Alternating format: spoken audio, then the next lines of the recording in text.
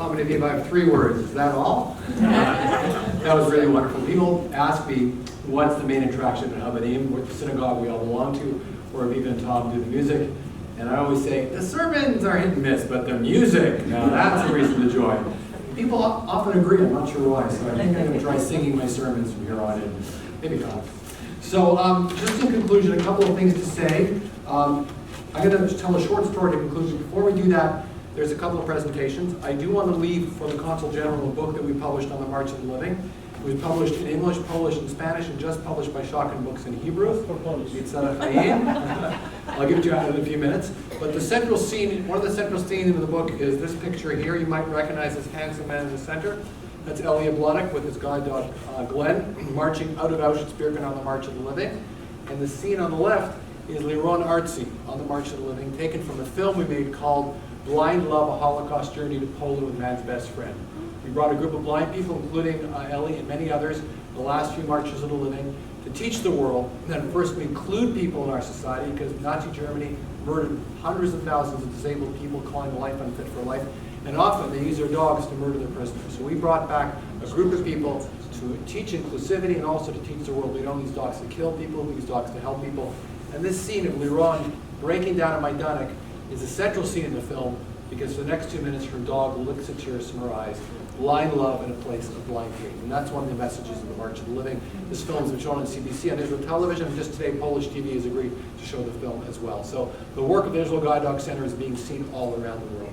So in a moment I'm going to call Noah to make a very special presentation to the Consul General. Just before that, I want to conclude with one of my favorite stories. Noah and Ellie, you've heard this a few times, but it's like even Tom singing, it's worth hearing again.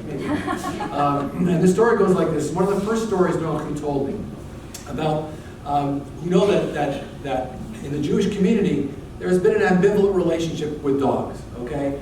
For whatever reason, there's a story about a person who leaves Europe and moves to America, assimilates, intermarries, sends his kids to Catholic school, and he writes a letter to his mother. I've assimilated, I've intermarried, I have nothing to do with the Jewish community, but I'm still afraid of dogs. I'm still somewhat Jewish, right? So, and every time I used to take my dog to Bathurst and Wilson branch of the Treaty Canada Trust, everyone would pet the dog except the ultra-Orthodox Jews would just run for the exit. And I would say to them, your dog, my dog is less, you're more likely to bite my dog than my dog is to bite you. But they didn't buy the story. Anyways, in the story that Noah shared with me, an ultra-Orthodox Jew lost his wife and his vision at the same time. He was very depressed, he couldn't go to synagogue, couldn't study, he couldn't do all the things that an Orthodox Jew does. So his doctor said, why don't you get a guide dog? So he went to his rabbi, and the rabbi said, it's fine, you can get a guide dog. And that's what happened. And a year later, he returned to his doctor, and he told his doctor, you don't know what a gift this is. This dog gave me wings. It takes me everywhere. It gave me back my independence, like Ellie will tell you over and over again. And he said something so beautiful. My dog takes me to synagogue every day. I'm now able to pray 3 times a day. I'm not counting the dog just yet in a minute, but maybe that's down the road. And then he said, sometimes my dog even makes me forget that I am blind. Sometimes my dog even makes me forget that I'm blind.